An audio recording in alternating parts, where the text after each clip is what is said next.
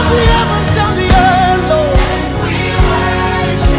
The living God, the Holy One. Say you are, and we give you worship. Say you are. Et il y a ensuite l'homme spirituel qui vit selon le Saint-Esprit.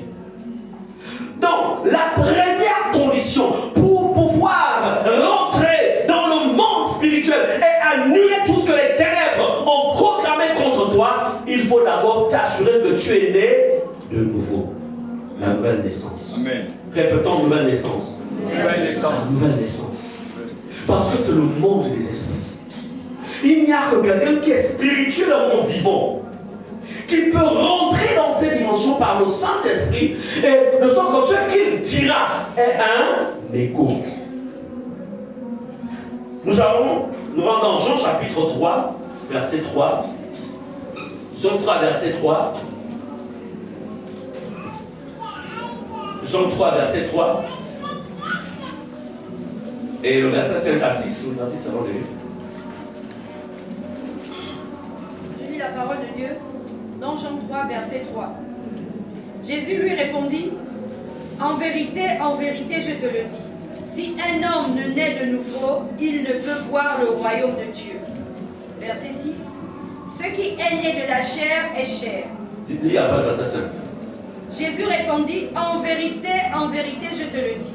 Si un homme ne naît de nouveau, ne naît d'eau et d'esprit, il ne peut entrer dans le royaume de Dieu. Ce qui est né de la chair est chair, et ce qui est né de l'esprit est esprit. Amen. Comprenez ceci. Le monde des esprits, pour y entrer, il faut naître de nouveau. Ce qui bloque, ce qui agit contre un enfant de Dieu, contre une famille chrétienne, c'est spirituel. Donc pour traiter cela, il faut que toi-même tu sois né de nouveau. Une simple prière ne fait pas écho. C'est comme quelqu'un, vous savez, les acteurs de cinéma, des acteurs, quelqu'un peut être habillé en fait en habit de colonel, mais c'est un acteur, il n'est pas colonel dans la vraie vie. Il est habillé en habit de colonel, il est habillé en tenue militaire avec un grade de colonel, ou bien il est habillé en tenue de, on appelle ça comment, en tenue de pilote, mais en vérité ce n'est pas un pilote, ce n'est pas un colonel. Amen. Donc il peut donner des ordres, en fait aucun régiment ne peut s'exécuter parce qu'en fait, dans la vraie vie, ce n'est pas ce qu'il est, c'est un acteur. Et le monde spirituel, je veux vous dire une chose, le monde spirituel te connaît. Te connaît.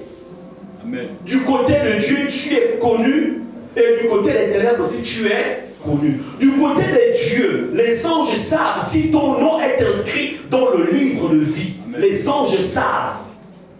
Et dans le monde des ténèbres aussi, ils savent si tu es né de Dieu ou si tu es juste un homme naturel. Et j'aimerais vous dire que ces gens-là, lorsque tu n'es pas né de nouveau, tu es un animal, tu es un bouc à tuer. Ça, je te le dis, sache-le.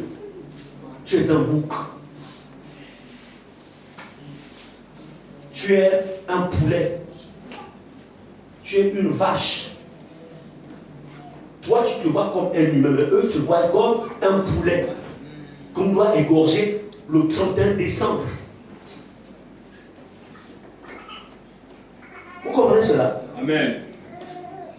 Donc, les gens qui blaguent avec leur foi là, qui blaguent, je dis il faut que tu naisses de nouveau.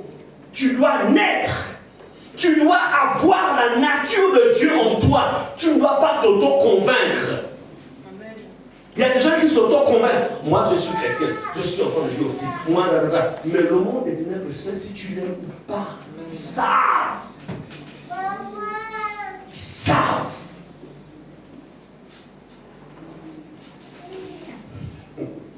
Amen. Amen. Ils savent. Faut pas blaguer. C'est pourquoi Jésus a prévu, il a dit. Jésus est venu annoncer quoi? Le royaume de Dieu, son royaume. Il n'est pas venu annoncer une religion, il est venu annoncer par le royaume. Le royaume. Le royaume de Dieu. Tu dois être né de nouveau. Est-ce que tu es né de nouveau? C'est-à-dire, est-ce que tu es né du ciel? Est-ce que tu es né du ciel? Nouvelle naissance. Je sais que tu as une question.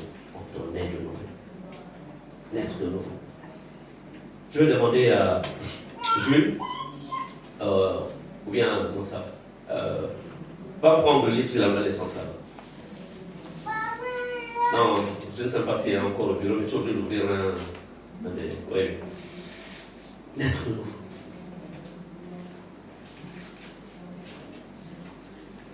Je sais. Quand je suis né de nouveau, j'étais sûr que là, j'ai changé. Je ne suis plus la même créature. Amen. J'étais sûr. C'est que quand tu nais de nouveau, tu sais que tu n'appartiens plus, tu n'es plus un simple terrien. Amen. Tu Amen. sais. Amen. Tu le sais. Quand j'étais né de nouveau, c'était pour la première fois après ma naissance qu'on pouvait aller au village. Je pouvais aller au village sans ne plus, en fait, aller, sans pourtant aller se faire protéger, avoir des, on appelle ça comment? On avait souvent, non, il y a des gourmettes à l'époque. Des gourmettes avec des cordes ici, là, avec des boules à l'intérieur. Parce que, bon, c'était le seul chemin que les parents connaissaient pour nous protéger. Mais laissez-moi vous dire, hein, j'étais religieux, j'allais dans une église, la place. Ce n'est pas une église de réveil. Mais quand je suis né de nouveau, fini. Amen. À ma naissance, j'étais né dans le royaume de Dieu, j'étais fils de Dieu. On ne combat pas le monde des ténèbres par imitation. Ce n'est pas parce que tu m'entends ou tu entends quelqu'un au nom de Jésus que toi aussi tu vas faire la même chose. Tu dois naître de nouveau.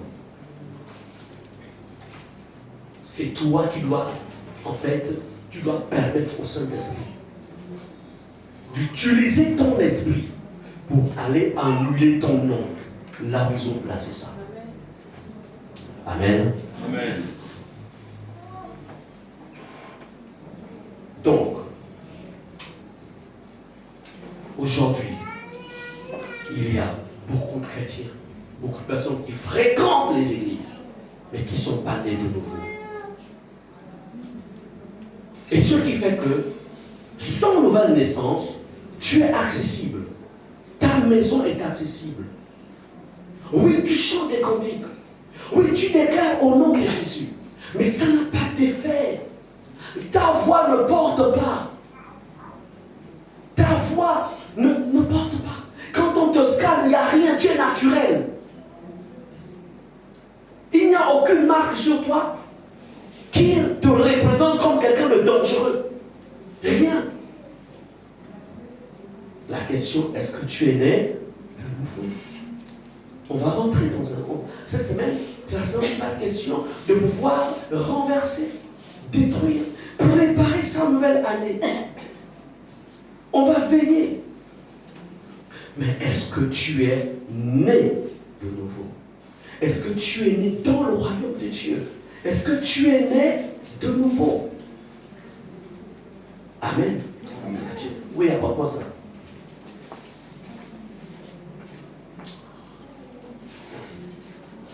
Ce livre, il y a certains qui l'ont déjà. Si tu ne l'as pas, à la fin du culte, à la fin, vous le prenez. Amen.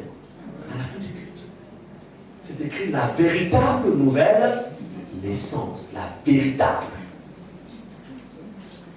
C'est-à-dire que tu es véritablement né du royaume, tu es né du ciel. Tu es né de Dieu. Lorsqu'on te voit, il n'y a que ton corps. C'est juste ton enveloppe qui est encore rattachée à la terre.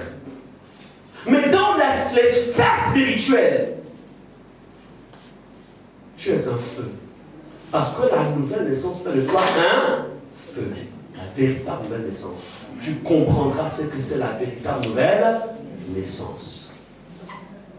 Amen. Donc, vous verrez, le frère Jules qui est là, responsable des hommes, et en même temps aussi gestionnaire on appelle ça comment, un manager, voilà, du livre. Vous avez aussi la madame Mélanie qui est là, Yolette. Donc ce sont les deux, voilà. Amen. Le monde des esprits. Il y a quelques jours, j'étais à la maison, et puis ma fille me dit, papa, tu m'as appelé? Je dis non. J'ai entendu quelqu'un qui m'a appelé. Tu m'as pas appelé? Je dis non. Je dis viens, je connais. Viens t'asseoir là. J'ai parlé. J'ai déclaré. Je me suis opposé. Vous comprenez cela?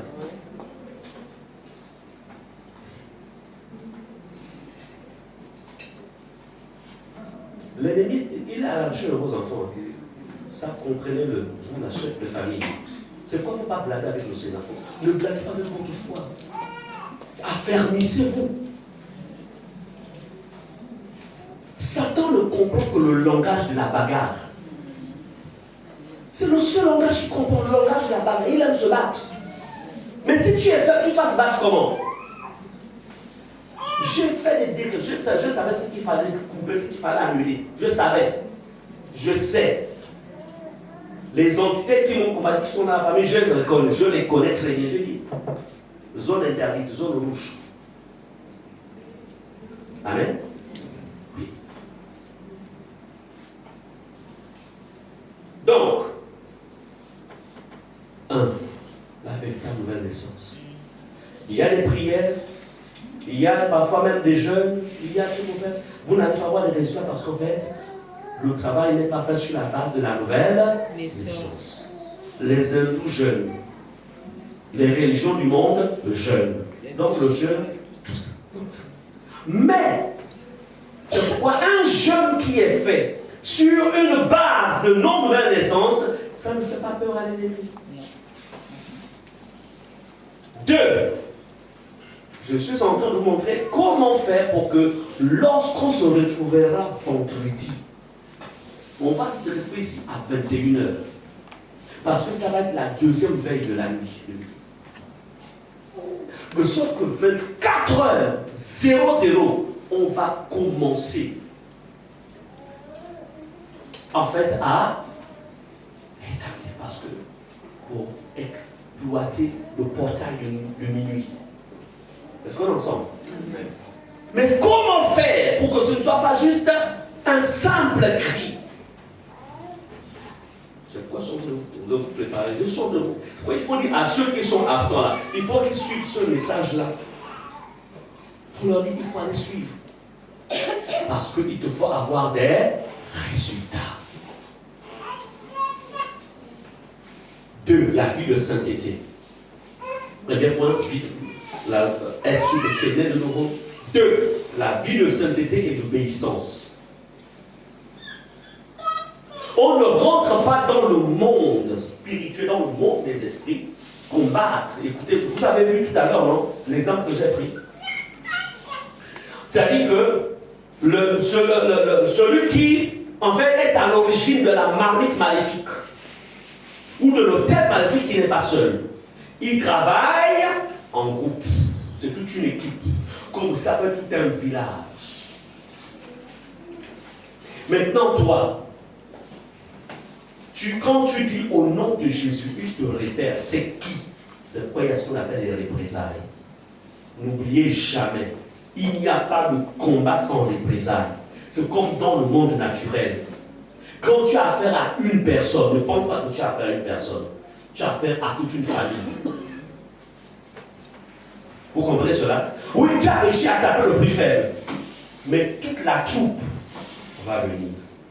Lui aussi, il a sa troupe. Et après, il va y avoir guerre entre les deux troupes. Est-ce qu'on est ensemble? Amen. Et c'est la troupe la plus forte qui va gagner. Et même quand tu as gagné là, l'autre troupe là va aller traiter alliance avec une autre troupe pour dire je ne laisse pas cette affaire. Vous comprenez cela?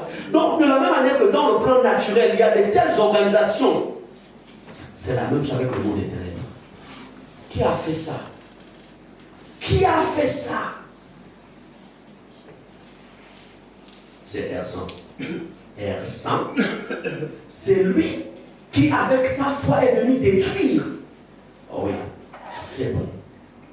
Ok, réorganisons-nous. Maintenant, si R100 vit dans la sainteté, ou parce qu'il vit dans la sainteté, quand ils vont revenir, ils vont se rendre compte que le terrain miné. Là, on ne peut pas. C'est mieux qu'on recule. Vous comprenez cela? Mais si la personne ne vit pas dans la sainteté, c'est fini. On ne mène jamais de combat spirituel. On ne mène pas de guerre spirituelle sans la sainteté, sans l'obéissance. Est-ce que tu peux nous lire Actes chapitre 19, verset 13 à 16? Actes 19, verset 13 et verset 16. Acte 19, versets 13 et 16. La parole de Dieu déclare: quelques exorcistes juifs ambulants essayèrent d'invoquer sur ceux qui avaient des esprits malins le nom du Seigneur Jésus en disant: je vous conjure par Jésus que Paul prêche. Verset 16. Et l'homme dans lequel était l'esprit malin s'élança sur eux, se rendit maître. Livre verset 14 et 15 aussi. Ceux qui faisaient cela étaient 7 fils de Xéva, juifs, l'un des principaux sacrificateurs. L'esprit malin leur répondit: je connais Jésus, et je sais qui est Paul, mais vous, qui êtes-vous? Et l'homme dans lequel était l'esprit malin s'élança sur eux, se rendit maître de tous deux, et les maltraita, de telle sorte qu'ils s'enfuirent de cette maison, nus et blessés. Amen. Amen. Bien-aimés, voilà ce qui se passe ici. Lorsque quelqu'un engage un combat spirituel, veut aller détruire les autels de sa famille, ou veut en fait détruire les marmites mystiques, sans pourtant bien sûr sa vie de sainteté et d'obéissance. C'est pourquoi cette semaine, tu vas t'engager pour la sainteté et l'obéissance. Dites-moi, un policier qui va aller arrêter par exemple des fumeurs de drogue, lui-même il a la drogue à la main. Dites-moi, le chef de gang là-bas, il va accepter de se faire arrêter. C'est-à-dire que lui-même il a la drogue à la main en train de fumer. Il dit: je suis fumeur de drogue. Et le chef de gang, attendez, monsieur le policier, toi et moi on est pareil. Qui te permet de venir m'arrêter? On est d'accord? Il va résister, non? Parce qu'en fait, le chef de gang là-bas se rend compte qu'en fait, ils sont pareils. Sur le plan spirituel, lorsqu'un enfant de Dieu s'engage dans une bataille spirituelle et que sa vie ne porte pas l'empreinte de la sainteté et de l'obéissance, lorsqu'il se lève au nom de Jésus, aucun esprit ne se soumet. Aucune entité. C'est pourquoi ici on a cet exemple où l'esprit malin en fait va même les tabasser. Représailles. Donc ta vie, tu dois traverser toute cette semaine à la sainteté, la vie de sainteté, la vie d'obéissance. Tu dois te reprogrammer dans l'obéissance. Ça va obéir. Là, tu sais que dans tel domaine, je ne suis pas obéissant. Alors, Seigneur, je décide pour l'obéissance. Je tourne le dos à quoi? Je tourne le dos à quoi? À la désobéissance. Amen. Est-ce qu'on est ensemble? Amen. Désobéissance. Toi, tu suis sur le moment pendant qu'il y a le message. Mets ça dans le sac.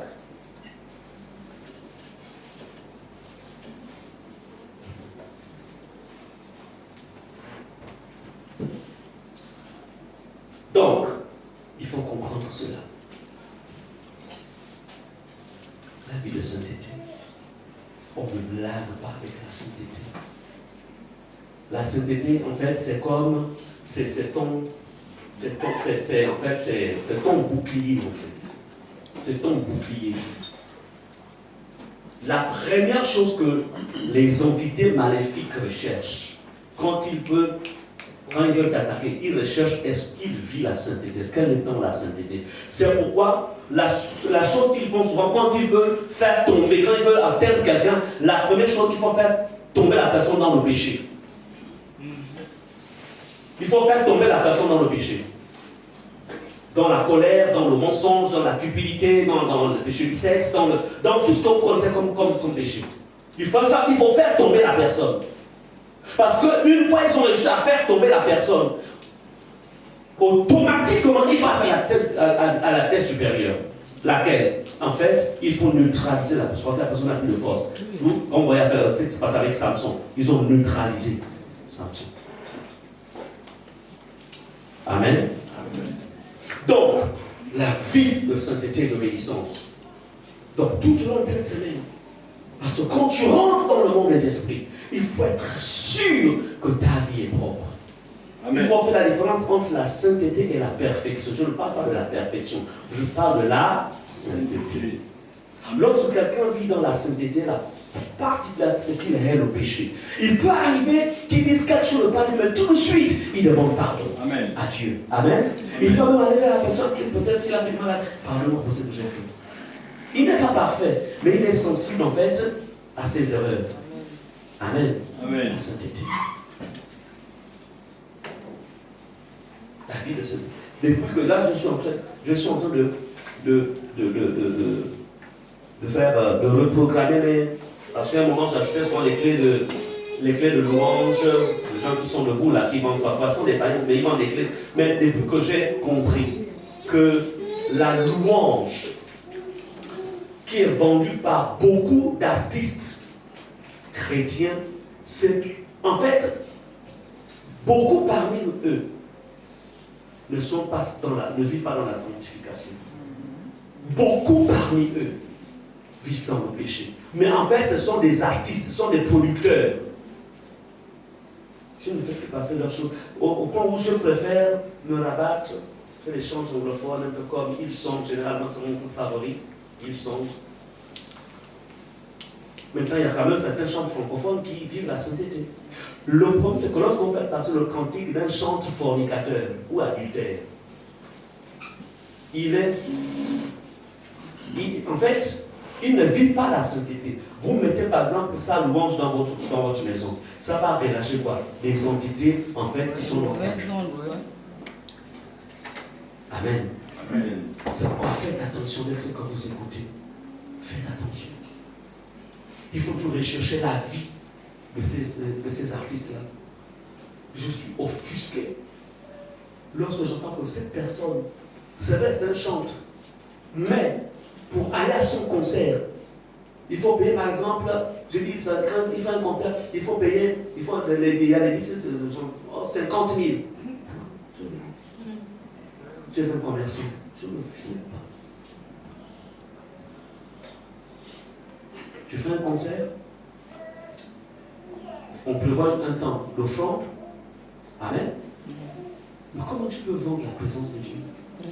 100 000, 200 000, 300 000. Une offrande, c'est différent. Pour dire que pour que la personne vienne, par exemple, vienne prester, pour que je vienne prester dans ton programme, j'ai besoin de 500 000. Est-ce que nous, quand on... Non, je ne dis pas non, il y a certains qui font ça.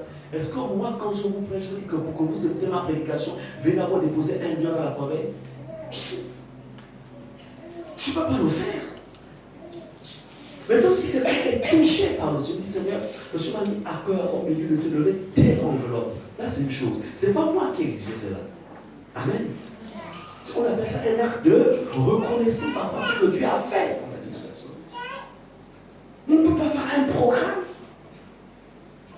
où on est censé louer, adorer Dieu. Les gens sont vraiment dans un temps, la présence. Et puis, il faut faire payer. Je ne parle de ça, c'est pour dire quoi? C'est pour faire comprendre qu'il y a des entités derrière. Nous sommes dans les temps où il faut faire extrêmement attention. Moi, je crois, en fait, à l'appel d'adorateur, mais je ne crois pas à l'appel de gospel. Non, c'est un gospel. Un artiste gospel, je ne crois pas à ça. Beaucoup d'entre eux sont des businessmen. des businessmen. Donc nous sommes dans des temps difficiles. Amen. Amen. Est-ce que tu peux nous lire Apocalypse 14, verset